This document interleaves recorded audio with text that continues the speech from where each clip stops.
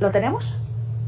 Es senador independiente e integrante del Grupo Plural en el Senado de la República. Senador, como siempre, muchísimas gracias por atender al auditorio de Mega Noticias. Bienvenido.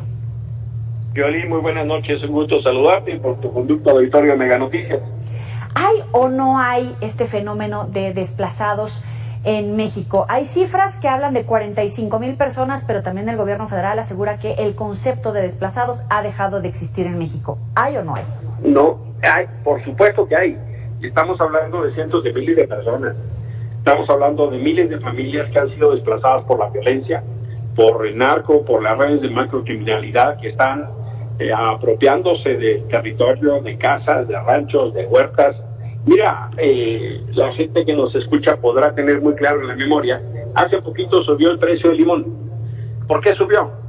Porque los narcos prohibían que se cosechara limón más que 2 días a la semana. Bueno, así se apropian de huertas, de ranchos, de fincas, que lo puedo decir con absoluta certeza. En diciembre yo entrevisté en Tijuana a familias desplazadas por el terror de Morelos, de Guerrero, de Michoacán y de otras entidades, pero este no es un fenómeno nuevo, es un fenómeno que tiene años y que muy tímidamente se quiere reconocer y que desafortunadamente no tenemos datos oficiales, pero hay algunas organizaciones de derechos humanos, como la Comisión Mexicana de Defensa y Promoción de los Derechos Humanos, que nos hablan de más de 300,000 personas, pero hay una serie de estudios que pueden hablar de cientos de miles de personas en México, Joely.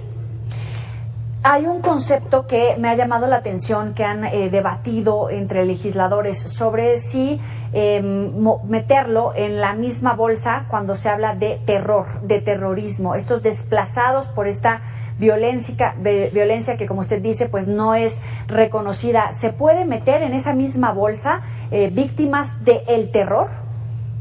Hay un componente que sin duda es así. Te platico el testimonio de una señora Guerrero que platica que mataron a su esposo, mataron a sus hijos, mataron a una de sus hijas. Ella sale huyendo con lo opuesto y les amenazaron de que si regresaban a querer recuperar el negocio, que era una maderería con las tierras que ellos tenían, las iban a matar. Estas mujeres han quedado con un daño psicológico y traumático de por vida. Y por supuesto que es un fenómeno de terror, pero lo más dramático es, por un lado, que nadie las defiende a estas familias, incluso hablamos del fenómeno de periodistas desplazados, pero por otro lado, hay un componente social, como por ejemplo la conflictiva social religiosa que en Chiapas tiene años.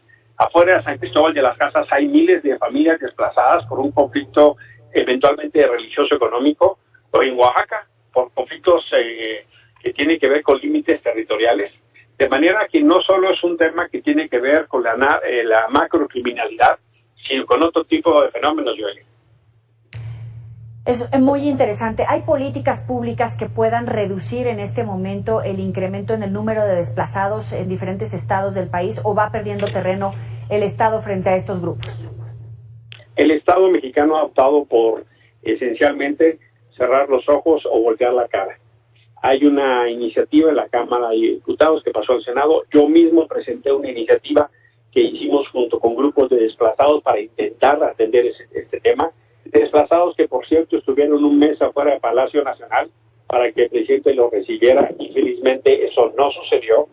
Pero la verdad es que la política pública tiende a cero, y cuando México pudiera dar un ejemplo muy importante, no solo de solidaridad, sino de justicia, porque en el tema del desplazamiento interno forzado, no solo es saber cuántos son, sino hay un fenómeno que se recupera de los estándares internacionales de derechos humanos, es evitar que eso sucede. Si eso está pasando, intervenir de manera humanitaria. Y tercero es cómo genera las condiciones del pronto retorno. Déjame darte un ejemplo.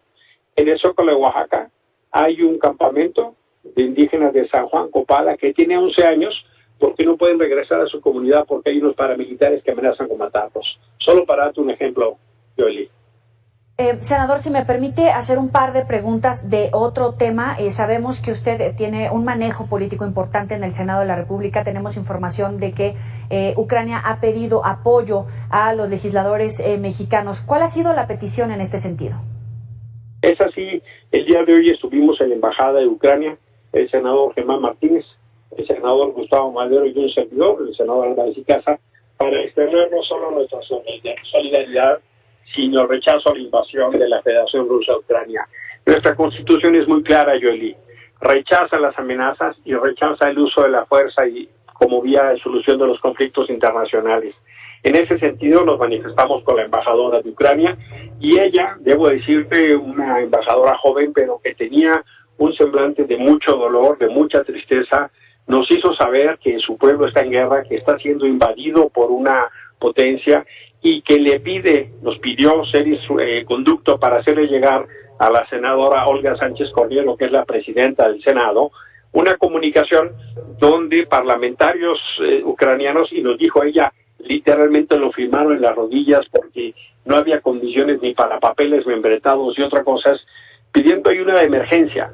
Nosotros transmitimos el mensaje que tiene que ver con solicitud de equipamiento militar y armamento. Esa no es la capacidad del Senado, pero sí tiene que ver no solo con este llamamiento fuerte al alto a la guerra, sino nos lo dijo con mucha claridad la embajadora de Ucrania, que acompañaba las posiciones de México en Naciones Unidas, pero que les dolían mucho y desconcertaban al pueblo y gobierno de Ucrania las declaraciones del presidente López Obrador, que en este contexto ofrecía comprar fertilizantes a los rusos.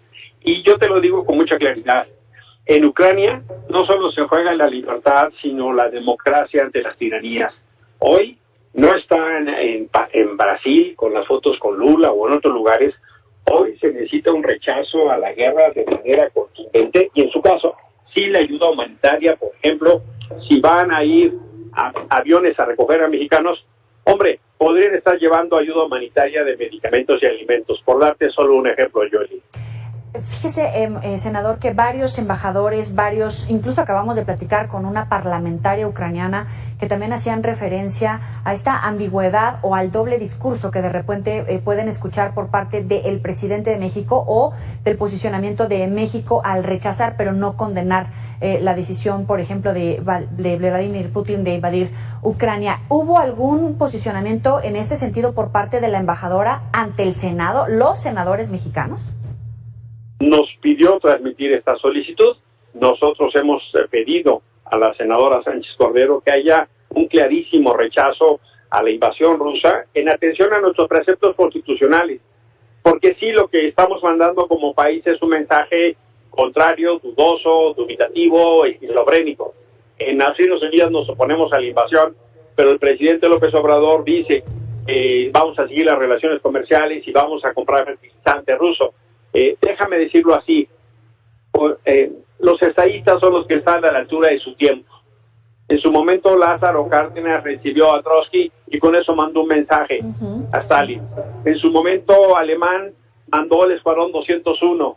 Este es un momento de definiciones porque en Ucrania se está jugando la viabilidad de la democracia ante las tiranías y no es un momento para estar dudando, Senador, por último, ¿qué sí puede aportar México? Decía que le habían pedido equipamiento bélico, básicamente, pero ¿con qué sí puede ayudar México? No sé si medicamentos. Yo creo que nosotros podremos, primero, con mucha claridad y contundencia, rechazar la invasión.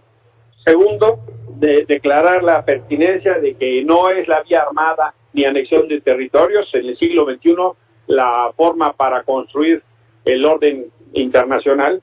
Tercero, insistir en la pertinencia de un diálogo respetando la soberanía de los pueblos. Y cuarto, México podría generar una ayuda de tipo humanitario, medicamentos, alimentos, y ya que estamos recogiendo paisanos, que bien hacemos en eso, efectivamente podríamos ayudar a llevar este tipo de materiales. Y último, podríamos bien atender como refugiados a los ucranianos que quedaron varados en Cancún o en otros lugares cuando este conflicto, esta invasión estalló. ¿Qué capacidad, por ejemplo, para obtener esta calidad de refugiados tendría México? Porque se ha expresado en este sentido de bienvenidos, pero ¿hasta dónde realmente puede recibir México? México tiene una tradición de refugio internacional muy reconocida. Cuando fue el conflicto en Guatemala, México recibió más de 500,000 de guatemaltecos. Se trata entonces de que como país y como gobierno estemos a la altura de los tiempos. Eso es lo que yo quisiera de este gobierno, no solo que vean el retrovisor, lo que hicieron nuestros próceres en el pasado, sino que ahora el presidente está a la altura de su tiempo y tenga la capacidad para responder a los dilemas que hoy tenemos en el siglo XXI. Emilio Álvarez y Casa, senador, como siempre, un placer platicar con usted. Gracias por estar para Mega Noticias. Mi privilegio, Yoli. Buenas noches y por tu conducta a tu auditorio. Buenas noches.